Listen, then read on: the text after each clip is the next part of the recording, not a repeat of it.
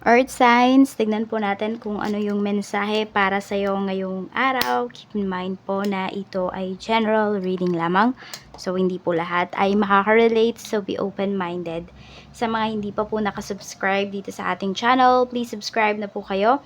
And pa-like na din po ng ating video. At sa mga nais pong mag-avail ng ating private readings ng ating Evil Eye Amulet, ayan, makikita nyo po yung link sa description box below. Tarot Intentions by Eliana Ray. So, ang ating Evil Eye Amulet po ay karagada na po yan. So, tignan natin. Aalagaan nyo na lang yan. Tignan natin. Spirit Guide. Mensahe po natin kay Earth Signs, Taurus, Virgo, and Capricorn. So, we have unsatisfied. So, yan ba yung nararanasan ninyo po ngayon? May mga decisions ba kayo sa buhay na you feel na parang hindi ninyo nakuha yung full benefits ng isang bagay na yon, na hindi ninyo na-achieve yung dapat ma-achieve ninyo towards those things, di ba? Those situations. So, ayan.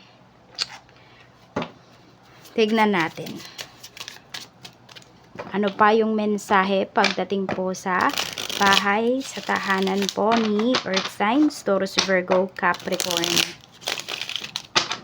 Tingnan natin, Taurus, Virgo, and Capricorn. Spirit Guide, tingnan po natin, kamusta po? So, we have Queen of Wands. Tapos, mayroon tayo ditong 8 of Wands. Okay, so, pwedeng mayroon po dito na family members mo na parang pabago-bago siya ng isip. Ayan po, pabago-bago ba siya ng desisyon. Naguguluhan ka na din sa tao na ito. Tapos, meron din gusto yatang magsolo. Ayan po. Meron gustong lumipat ng bahay. So, pwedeng hindi na kayo masaya din dyan sa environment na mayroon kayo. Kung nasaan man po kayo ngayon. Gusto nyo nang baguhin ba? Parang gusto nyo mag-start over. Yun yung nakikita ko para sa inyo. Earth signs ngayon. Tingnan po natin. Pwede rin merong chumichika sa'yo dito na family members mo, family member mo. Ayan po. Pwedeng medyo maaanghang yung mga sinasabi niya sa'yo. So, pwedeng nasisermonan ka or masisermonan ka ngayong araw, or kung kayo naman to, pwedeng kayo po yung manenermon ngayong araw. So, we have justice naman pagdating sa mga kaibigan, and we have 4 of Swords. Okay. So, ito po. Pwedeng nandoon na yung iba sa inyo, Earth signs, pinag-uusapan kayo ng mga kaibigan po ninyo. Kaya lang kasi naniniwala kayo na kung may mga tao talaga na hindi, sabihin natin, hindi nakakabuti sa'yo, is pwedeng pinag-pray mo na yan na, okay, yun nga, kung may mga tao po na hindi align sa buhay ko, alisin nyo na po. So, yan, may mga kaibigan ka dito talaga na inalis. Pwedeng 4 sila. Okay? 4 sa mga kaibigan mo, pwedeng inalis na yan sa path mo. Kaya siguro nandun yung medyo nalulungkot ka, pero at the same time happy ka kasi nalaman mo kung sino ba yung mga taong ito. Tignan po natin kung ano pa yung mensahe, Spirit Guide. Ano pa po ang mensahe natin? Mensahe po natin, Spirit Guide.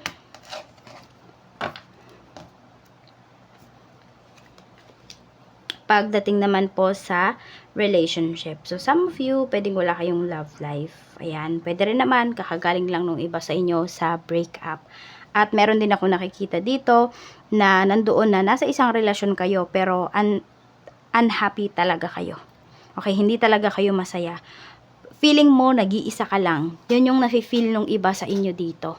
Alam mo yung kahit may karelasyon ka, you feel alone.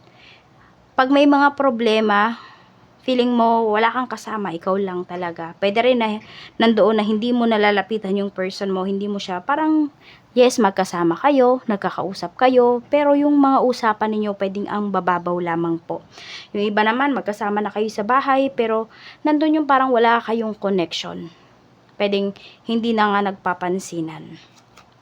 We have 4 of Wands. Ayan nga po, yung iba naman sa inyo, nandun yung nawawalan na kayo ng pag-asa na or natatanong nyo sa sarili nyo, siya ba talaga yung gusto kong makasama habang buhay? Ganito ba yung kapag may problema ako lahat yung magdadala? Or pag may problema kami, ako lahat yung aayos? So, medyo napapaisip yung iba sa inyo dito. Pagdating sa bagay na ito. So, for some of you, pwedeng pinag-iisipan ninyo or pinagfo-focusan ninyo yung inyong relasyon. Pwedeng para maayos or dahil yung iba sa inyo nag-iisip-isip na nga po kayo kung ano ba talaga yung inyong gagawin. At pagdating naman po sa pera, we have the Sun at mayroon tayo ditong the Magician. So tignan nyo, marami sa inyo ngayon, Earth signs, maswerte kayo sa pera.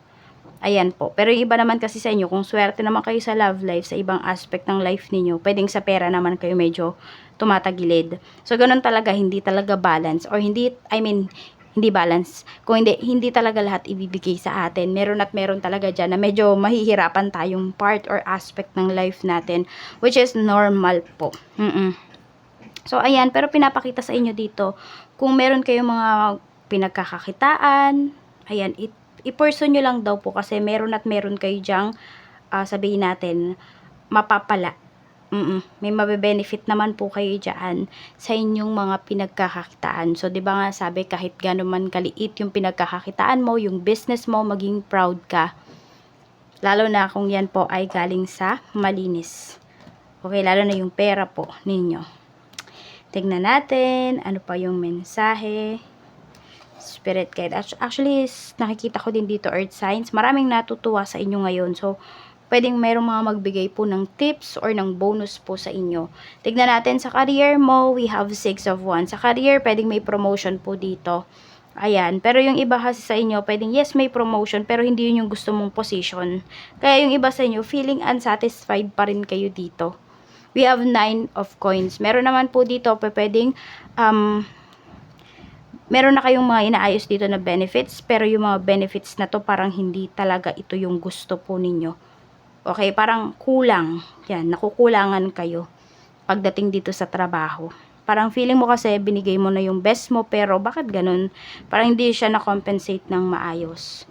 So, tingnan naman po natin sa business. Kung may business po kayo, we have 7 of Swords. Tapos, we have 7 of Wands. So, pagdating naman dito sa business ninyo, kailangan daw is rules kung rules. Wag kayo mismo yung nagbe-break ng mga rules ninyo pagdating dito sa business. Tapos, ano lang daw kayo dito, tahimik lang kayo. So, parang meron kasi kayong pinaglalaban dito. Kamusta naman yung sales mo? Yung sales naman, humahataw naman po ngayong araw na ito.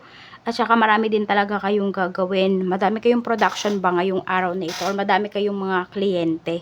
Kaya, pagtuunan nyo na lang po ng pansin talaga. Yung may mabe-benefit kayo ng mga client. Okay? So, kasi baka mamaya may mga issues ba na lumutang ngayong araw na ito.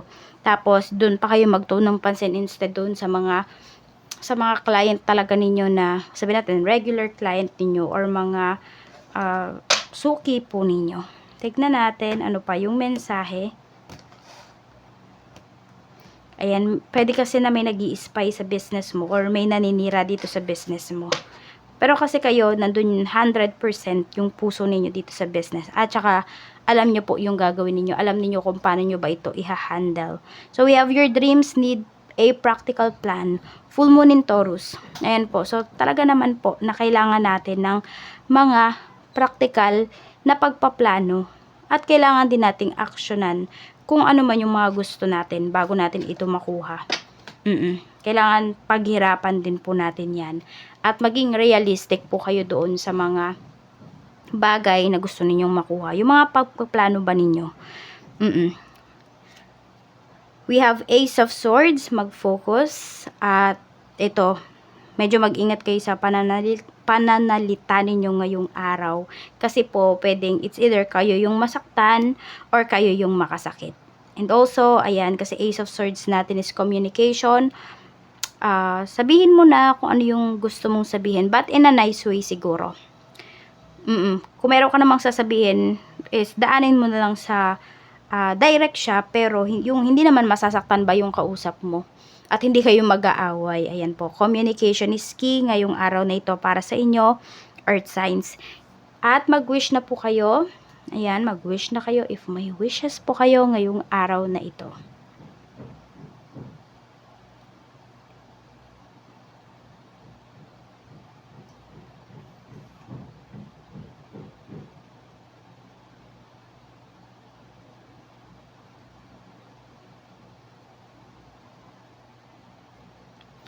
Maraming salamat po sa walang sawang pagsuporta ninyo dito sa aking channel. Mag-iingat po kayo always and more blessings to come. Bye-bye!